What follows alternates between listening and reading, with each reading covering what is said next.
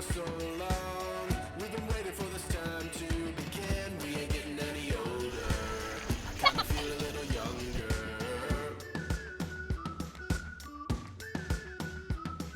Hello नमस्कार राम राम मंडळी, कसे आहात तुम्ही सगळे. मी डॉक्टर राजश्री वनश्री वेल्ला ब्लॉग्स या यूट्यूब चॅनलमध्ये तुमचे खूप खूप स्वागत करते. तर हे एक पार्सल जस्ट रिसीव झालं होतं आणि म्हटलं आपल्या सगळ्या व्हिडिओ बघणाऱ्या ज्या ताई गृहिणी आहेत त्यांच्या उपयोगात येईल असं आहे म्हणून जस्ट मी शेअर करते आहे.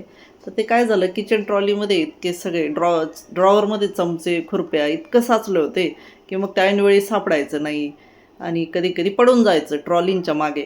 म्हणून मग हे सेल्फ अधेझिव्ह जे स्पून होल्डर हे मागवलं आहे मी, वॉल हँग. तर त्याच्याबरोबर हे ते ग्लू असलेले हे पण आलेले आहेत होल्डर, म्हणजे चुका ठोकायची गरज नाही आहे, ड्रिल करायची किंवा चुका ठोकण्याची. हे बघा आता मी ते चिटकवून दाखवलेलं आहे आणि त्याला जवळजवळ 10 हुक आहेत. त्याच्यामुळे बऱ्यापैकी लोड आमचा ड्रॉवरमधला इथे शिफ्ट झाला आणि दिसायलाही छान दिसतं आहे आणि असं हँडी आहे. पटकन जे लागलं ते समोरून काढता येतं. असं किचन ओट्याच्या वर लावलं आहे मी, किचन ओट्याची जी आपली भिंत असते. तर बाकी आता हा व्हिडिओ जो आहे तो त्या काळातला आहे जेव्हा पतेती 15 ऑगस्ट वीकेंड असं जोडून 4-5 दिवस सुट्ट्या आल्या होत्या. मग समीरा आणि अवंती पण आल्या होत्या घरी. त्यांनाही कसं थोडा चेंज पाहिजेच असतो त्यांना. हां. आणि मग त्या आल्या की मग आम्ही असं जेवायला एकत्र मस्त आमची मैफिल जमते. खाली मस्त अशी मांडी घालून बसतो आम्ही. इतर वेळेला कसं आधी मला वनश्रीला खाऊ घालून द्यावं लागतं, मग इकडे वनश्रीचे बाबा जेवत असतात, मग त्यांचं जेवण झालं की ते वनश्रीला सांभाळतात, मग आम्ही जेवायला बसतो. पण मग असं सगळे जमले की एकत्र जेवतो आणि मग गप्पा अंगत पंगत सारखं आणि गप्पा सगळे विषय त्याच्यात सुरू असतात. तर बाकी तर काय नाही, आमचं आहार तसा साधाच असतो. तर आता इथे काय बनवलं होतं आपण? मठाची डाळ, मठाचं डाळ आणि कालवण म्हणता येईल, आणि भाकरी काला मोडून मस्त जेवत होतो. आणि असं साधारण आम्हाला 1-2 दिवसाआड बाजरीची भाकरी लागतच असते. नुसतं पोळ्यांनी आम्हाला नाही होत. भाकरीची आठवण यायला लागून जाते मग. आणि असं कोरडं पण नाही आवडत, काला मोडून जेवायला आवडतं. आणि मग त्याच्याबरोबर लोणचं पापड असला तरी ठीक, नसला तरी ठीक. तसं संजना वगैरे काय ऐकत नाही, ती घेतेच लोणचं, पण बाकी शक्यतोवर आम्ही टाळतो. आणि छान झाली होती पण डाळ.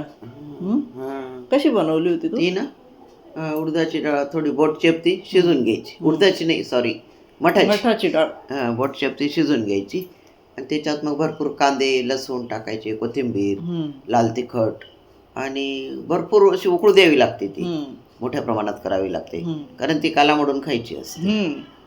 छान होते. आणि खूप पण शिजू नाही द्यायची, म्हणजे अशी दाताखाली आली पाहिजे, असं गाळ नको व्हायला. कुकरमध्ये नाही शिजवायची, मोकळी शिजवायची, म्हणजे आपल्याला कळतं किती शिजली किती नाही. लसूण भरपूर टाकायचे, लसणाचा छान फ्लेवर येतो. हो, हळद टाकायची व्यवस्थित. कसं आहे, शक्यतोवर आम्ही असं आहारात गहू जेवढा टाळता येईल तेवढा बघतो. आणि बाजरी, आणि ते 2 का 3 वर्षापूर्वी जे मिलेट इयर पण घोषित झालं होतं, 1 वर्ष, ते पण आपण पाळलं ना. हां, मग त्या वर्षी आम्ही राळा पण मागवला होता. तो बाय 2 गेट 1 असे 3 पॅकेट्स आले, तर तो आम्हाला चांगला वर्षभर पुरला. तो आधी तर भगरसारखा शिजवला कमी वेळेत, तर तो कुठे शिजायचा, तो पक्का असतो चांगला जरी दाणे बारीक असले तरी. मग नंतर मस्त 1 तास आधी भिजत घालून कुकरमध्ये मग थोडा गूळ, थोडंसं मीठ आणि तूप टाकून व्यवस्थित शिजवून घेतला. मग छान आलस मस्त झाला. मग आम्ही साधारण पितृपक्षामध्ये भाताऐवजी आपण तेच केलं, तांदळाच्या भाताऐवजी राळ्याचाच भात बनवायचा आणि कढी खूप मस्त लागतो. आणि असं गुळचट आणि फिलिंग. पटापट वेळ होतोय, झाली का? शेतात निघालोय सगळे. आमची वनश्री का बरडते? वनश्रीचं म्हणणं आहे की 10-12 बलूनचा एक बंच आहे, तो शेतात घेऊन जायचा. हो, आपला एक घेतलेला आहे ना बलून.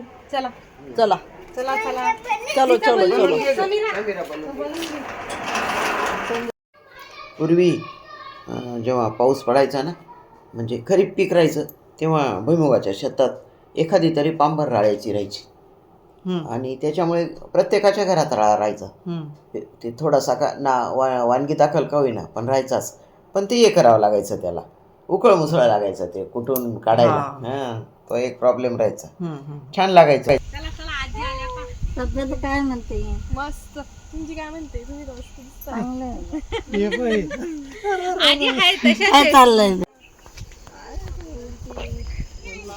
वातावरण चांगलं नाही, पाणी पडत नाही त्याच्यामुळे.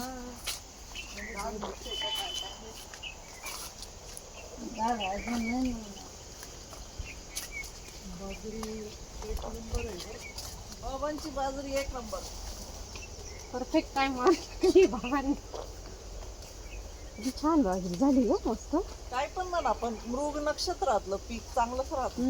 भारीच आहे एकदम. गावची भाजरी आहे ही. आता गावचे गेले पटकायला चांगले असते.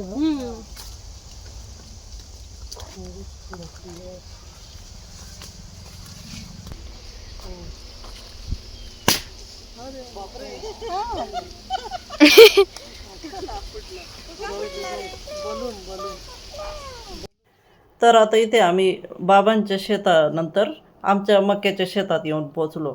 आम्हाला शेतात काम करायची भारीच हौस असते. मग असं तिथे वावरताना असं काही गवत वगैरे दिसलं की आम्ही लगेच निंदायला सुरुवात करून देतो. आम्हाला तर आहेच, पण अवंतीला पण आवड आहे शेतात वावरण्याची, काम करण्याची. पण मग कसं आहे, आता वेळ नसतो आमच्याकडे तेवढा. त्याला मग आम्ही जर कायमच्या इथेच राहिलो असतो तर आम्ही बरंच गवत आपणच काढून टाकलं असतं. म्हणजे बाया सुद्धा लावणार नाही, इतक्या हौस आहे आम्हाला. आणि कसं आहे, शेतात काम करायला असं म्हणजे उत्साह येतो आणि टेन्शन नसतं ना. टेन्शन नसतं तिथं काही मोजमाप नसतं. इतकंच गवत उपटलं का तितकं फारसं डोकं लावायची गरज नाही. दिसलं गवत की उपट. आणि ते गवत उपटायला खाली वाकणे आणि ते सगळे जे आपल्या शरीराचे व्यायाम होतात प्रत्येक वेगवेगळ्या जॉईंट्सवर, त्याच्याने नंतर थकूनही जातं, भूकही चांगली लागते, झोपही चांगली लागते.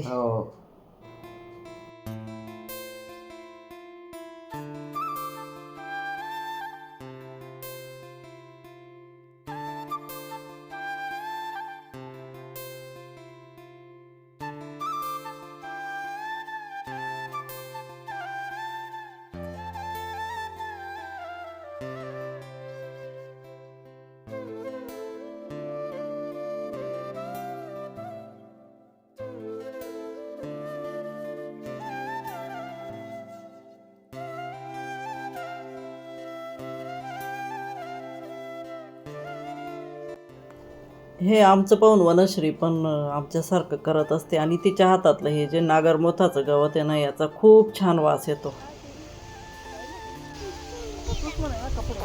नागरमोथ्याचा वास. तांदूळ का खूप आहे गाई?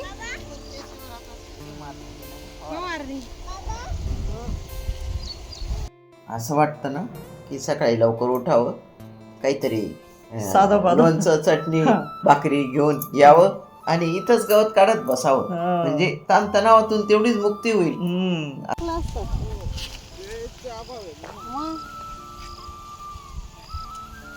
आणि आपण इथं थांबू नाही शकत असं, नाही तर काय दिवसभरातून मग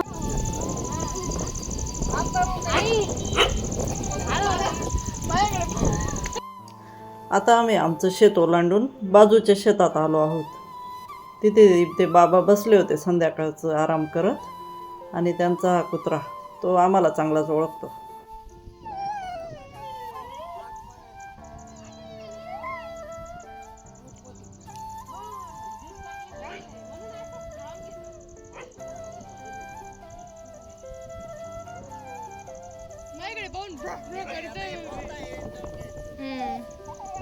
माझ्याकडे पाहून भुंकतो, तुझ्याकडे पाहून नाही भुंकत ते.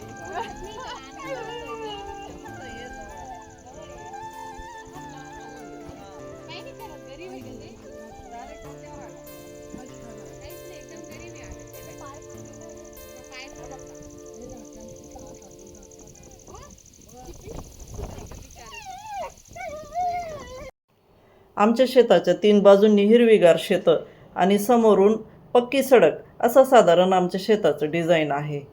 आणि आता आम्ही आमच्या शेताला पूर्ण वळसा घेऊन या समोरच्या रोडवर आलो आहोत.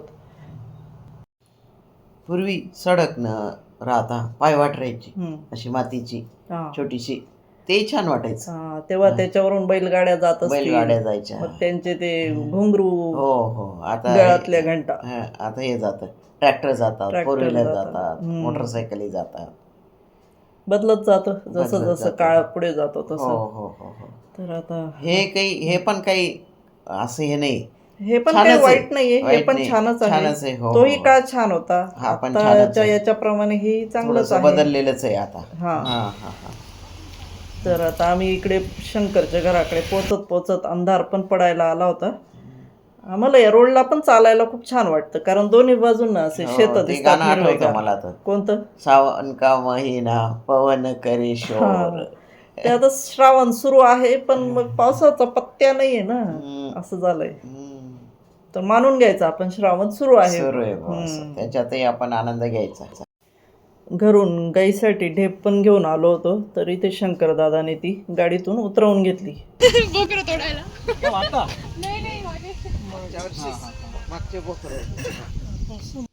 गवत निंदून थकून गेलो होतो, मग आता म्हटलं जरा निवांत बसूया इथे खुर्च्या टाकून. तर आता मंडळी शेतातून फेरफटका मारून आल्यावर आता आम्ही इथे जरा बाबांच्या बरोबर गप्पा करत बसतो. इथे मस्त आता खुर्च्या मांडलेल्या आहेत. चला तर बाबा काय म्हणतात आता गप्पा करूया त्यांच्याशी. चला बाबांची गप्पा मारूया. बाबा मशीन व्यवस्थित आहे का? हा. बाबांनी मशीन लावलंय त्याच्यामुळे होतील गप्पा व्यवस्थित. हो एक चांगला तांदळ भरी जाताना वावराचा पोट भरी जाताना मग काही वाजणार तर आता आम्ही असे सगळे गप्पा मारत बसलो होतो, तर संजनाला अचानक आजीबाबांचं पॉडकास्ट घेण्याची हुक्की आली. तर मग ती म्हटली मम्मी घेऊ का? मग म्हटलं घे बाई, मग काय काय विचारायचं तुला विचार बाबांना. हाय म्हणा आहे. तुम्हाला या गावात राहून किती वर्ष झाली? इथे का हा हा. तरी मला माहितीप्रमाणे 30-40 वर्ष झाले. ओ 30-40 वर्ष झाली.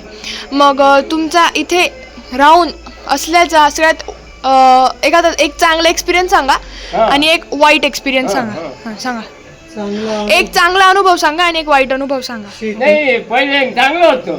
हा. म्हणजे ते काय स्वस्ताई होती हा त्यामुळं मस्त होतं. आता महागाई झाली, आता बंगला बांधा हा महागाईमध्ये हा असं. हा पहिले काय शेती करायची ती आमची. हा. मग एक मिनिट. आणि आता खुला आराम करायचं, बसायचं, गावात जायचं, गावातून यायचं, हा मुलांना चारा पाणी करायचं, जेवण करायचं आणि थोडंसं जोर पाहायचं. जर तुम्हाला सांगितलं की शहरात तुम्हाला मोठं घर घेऊन देणार आहे, हा ते तुम्हाला सगळं देतील शहरात सगळं, आणि एक हे तुमचं घर राहील, मग तुम्ही शहरात राहणं आवडेल तुम्हाला का इथे राहणं आवडेल? नाही नाही, शहरात नाही आवडत. नाही आवडत. शेती मला आवडतो. हा का? शहरात करमत नाही. तुम्हाला शेती करत करत किती वर्ष झाले शेती करत? आणि 20 रुपया साला घालवत होतो. हा त्याच्यापासून आता पाहत म्हणजे वर्षाचा 20 रुपया. त्या दिवसपासून मी शेती करून राहिलो. हा म्हणजे बरेच वर्ष झाले. हा आज म्हणजे 84-84 वर्ष झाले. बाबा बाबा बाबा. मग तुमच्या एवढ्या शेतीच्या अनुभवात तुमचं आणि मी हाही सगळी पेढापेटी माझ्या कष्टावर केली. हा बाप दादाला फक्त जमीन होती फक्त. बरं आहे का आजी? हो बरं आहे. मग तुम्ही आता मी त्याच प्रश्नापासून सुरुवात करते तुमच्या की बुवा तुम्हाला काय वाटतं असं गावाकडे जादूटोणा वगैरे खूप राहतं त्याच्यावर तुमचं काय मत आहे?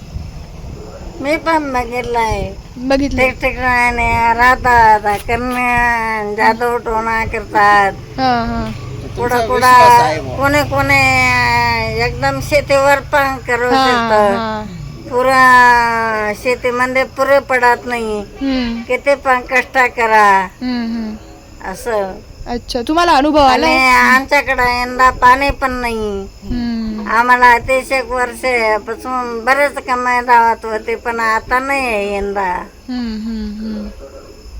तुम्हाला काही असा अनुभव आलाय का पर्सनल काही अनुभव आलाय तुम्हाला असा काय जादूचा अनुभव म्हणजे मला स्वतःला यायला मी 6 महिने मुख्य होते.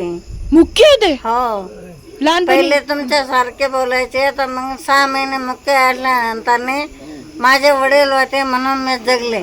कस काय त्यांनी काय केलं त्यांनी असं हा बघत बघ तो बघत बघ असं इथून मला बाबा गाडीमध्ये घालून घेऊन गेले होते मरेल म्हणून. हो आता जवळजवळ 10-15 वर्ष 20 वर्ष होऊन गेले जास्त झाले. शंकाचे जन्माच्या अगोदरचे बाळ ते. बापरे. आणि शंकरने पण काही दिवस पुण्याला कंपनीमध्ये काम केलंय. अच्छा तर अशा प्रकारे पाहिजे तसे हालमच काढले पण आता थोडस बरं वाटतंय बा.